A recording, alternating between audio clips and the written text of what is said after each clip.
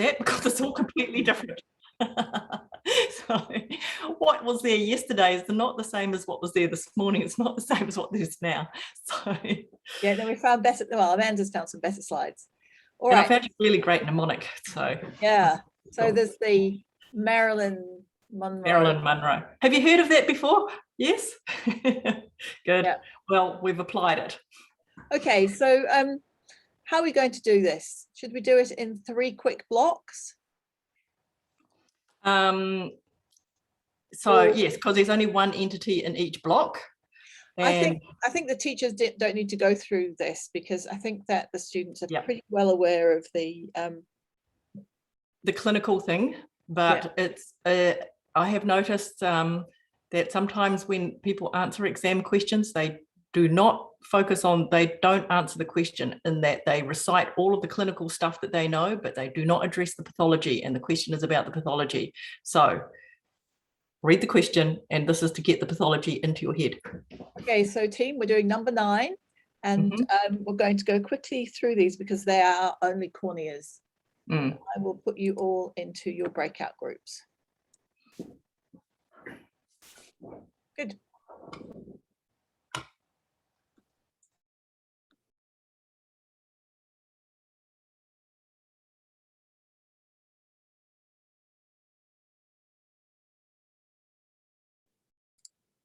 All right.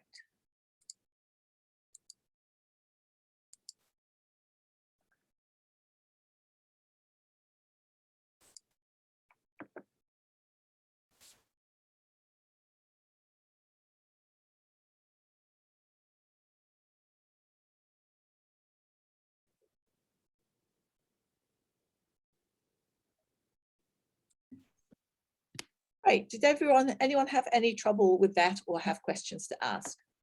Oops, put it in the chat. I think the rooms that I visited, they were all onto it straight away. So no, I was asked how would I describe it. So the cornea, the straightforward cornea was very subtle, really. It just showed some areas where there was lots of corneal laminations, but as soon as you went to the Alcium blue, I would describe that as a strong positive Alcium blue staining throughout the stroma, consistent with macular dystrophy. Any questions? And I would also reinforce going through the layers of the cornea systematically, starting from the front.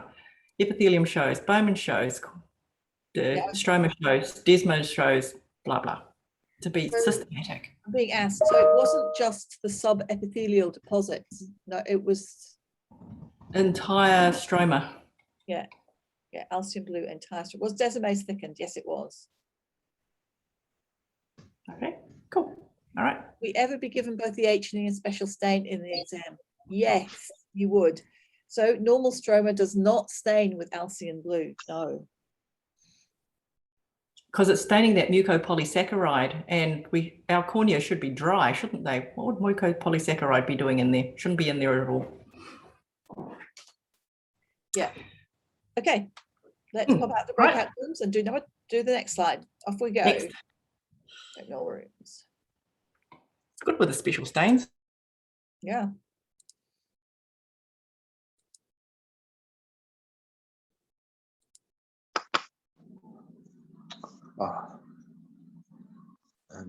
Diane, can you put me back into my breakout? Sure. It says you've not joined, so good.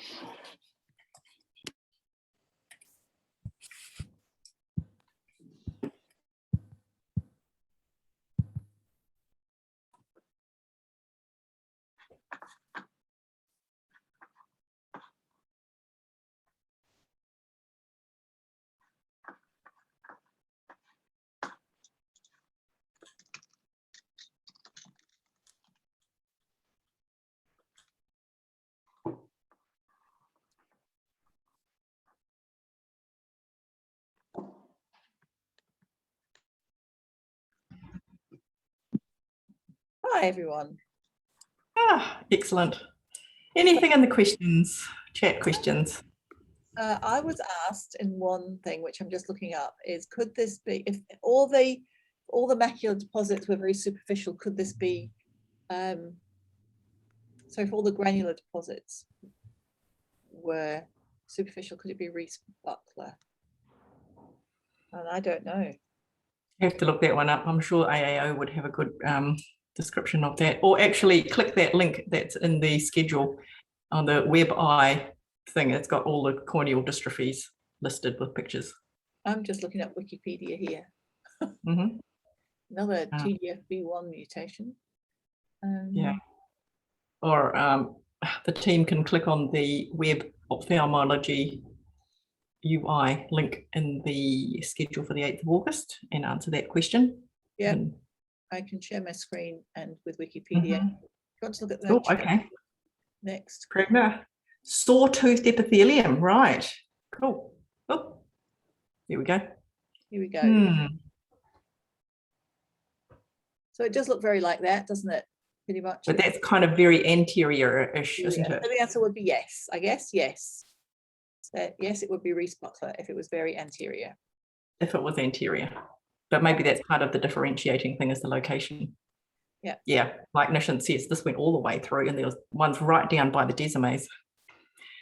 Okay. Reese-Buckler has sawtooth epithelium. Great, these must be. Right, so off to the third one. If there's Last one. Last one? Corneas. Yes. So good with the colours. Here we go. Let's carry on. Breakout rooms again.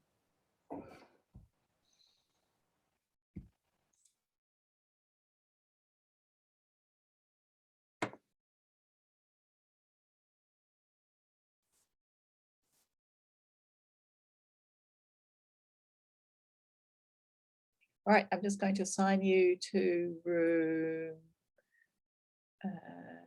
3. Here we go.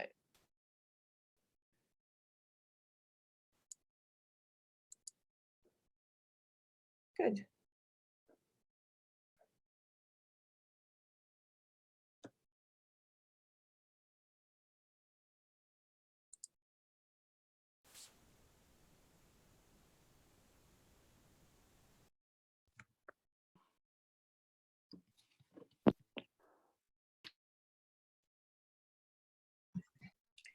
So those were 3 dystrophies. I hope you get a dystrophy. They're really nice to get.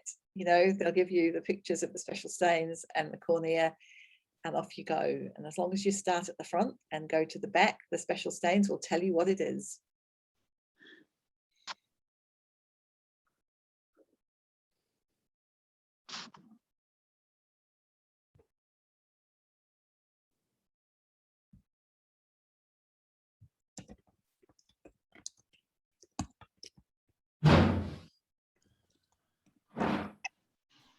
It's got a nice ceiling there.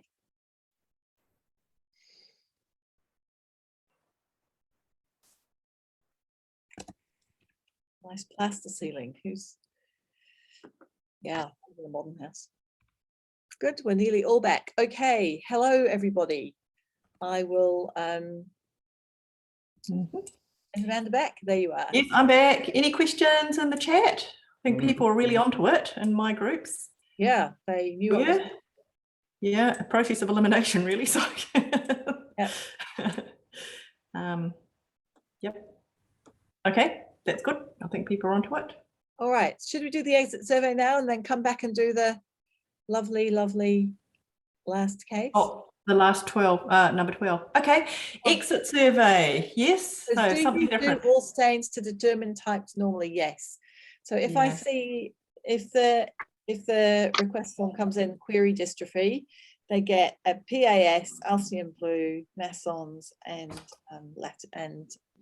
Congo red normally straight away. But if they come in query keratoconus, they just get a PAS. When they show you a special stain histology, will they tell you what stains they have used? Normally they will. Alcium blue is blue. No, Massons is pink, bright pink. And the lattice is birefringent. So, but normally they do, yeah. I think that's fair to be told. You won't be told H&E is H&E though. I think that's assumed as default. So anyway. Exit survey, we'd be really appreciative.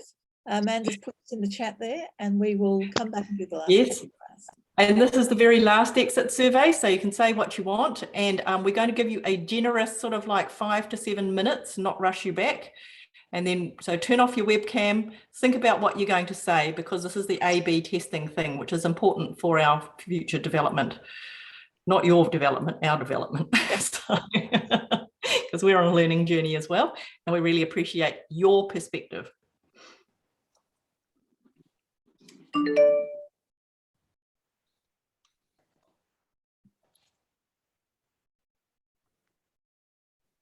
Right, question, what's the idea of PAS stain for keratoconus? PAS gets done on every single cornea routinely for us.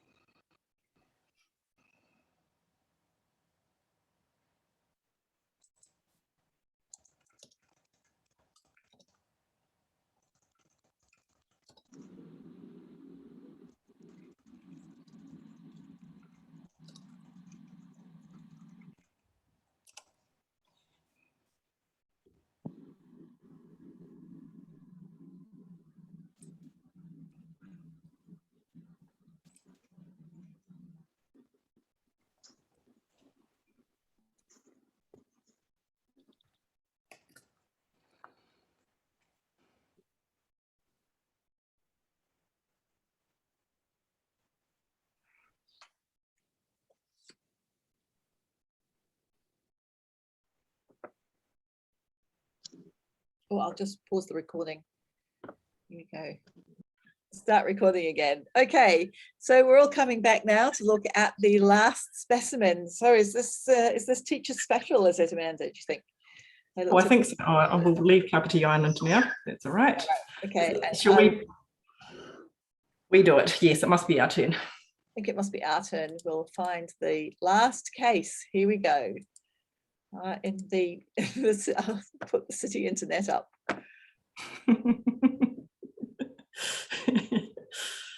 Ricky was delicious. Was it a bit of Ricky you sent me home with? I think so, but you know, he had a happy life. So. Here we go. So as soon as you get this specimen, you also go yippee, yippee, yippee. All right, where should we begin? Outside in or inside out? I usually do inside out myself. All right, shall we make a history? It's a 65-year-old female with what? Pain on brushing her hair. All right, okay. So when I look at this, how do I know this is a vessel? It's got the circumferential muscle, which is the only normal bit I can see, and the adventitia out here. I can't see anything else that's normal. The most striking feature is that the lumen is occluded. This is the internal elastic lamina remnants here. This is the external elastic lamina remnants here. Okay, so we've got an artery in which the lumen is occluded by new fibrous tissue and chronic inflammation. I noticed that the inflammation appears to be bounded by the internal elastic lamina, and there's a whole lot around the external elastic lamina. So I'm pretty sure at this point that I'm dealing with temporal arteritis. That the differential diagnosis is other kinds of arteritis, which mostly aren't in your curriculum. This is a close-up view of the internal elastic lamina. You can see it's broken, and over here it's completely necrotic. Next to it, we've got little cells that look like this. So they've got multiple nuclei in them. This is a cell with multiple nuclei in it, and other cells with single nuclei. So these are giant cells, and these are epithelioid histiocytes. And in the middle here of the lumen, we've got a bit of recanalation going on. Here we go. This is recanalation. These are new vessels forming. So this is a vessel that's got fibrous tissue and undergoing recanalation. Now, The giant cells can be a bit spotty. So I often have to look around the outside to find some really good ones. Notice the inflammation is also on the external elastic lamina as well, and scattered through the whole wall. So don't be too put off if you see a bit of extra inflammation around. Here's the internal elastic lamina again. What are my tricks and tips with temporal arteritis? You might be given an elastin stain, which shows that there is breakages in the elastin. So what color would the elastic stain up in an elastin stain? Yeah, so it's a silver stain, so the elastin stain's black. So you black wiggly worms. Yeah, the most common differential diagnosis on this is how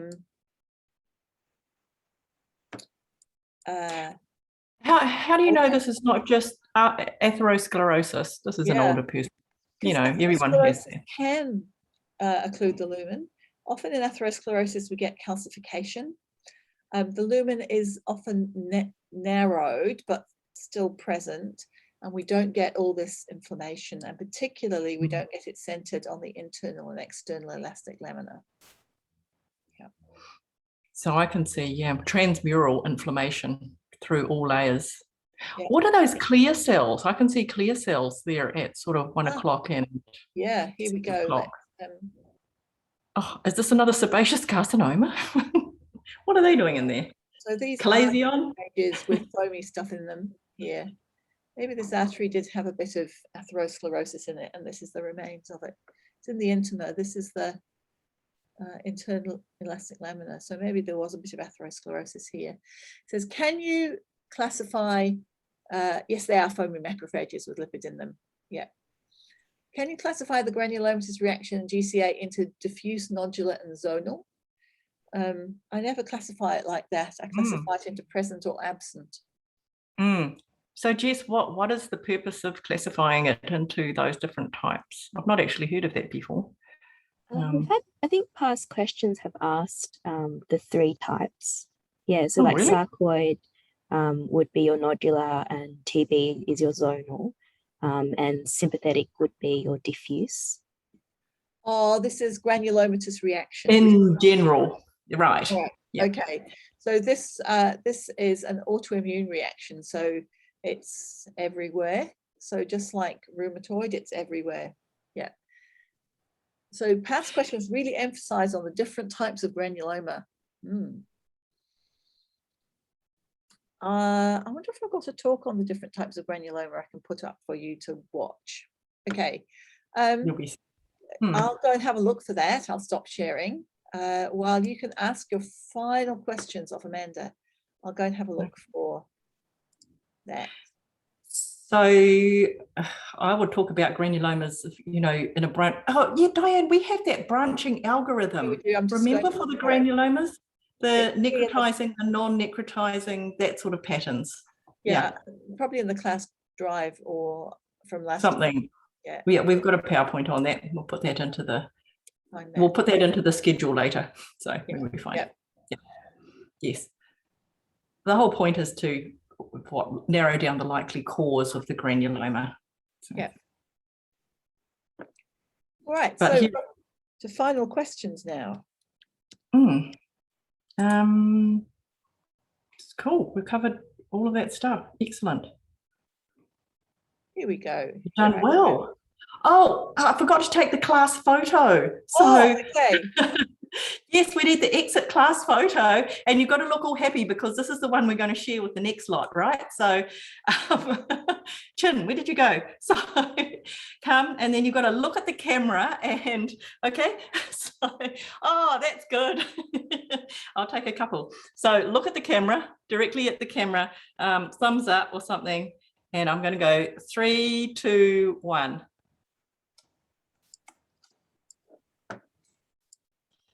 Okay, I've just captured one there. Oh, you're all looking so good. Thank you very much. I've got it. All right, I found the granulomatous thing here. Okay, good. Okay, I'll pop that in. All right.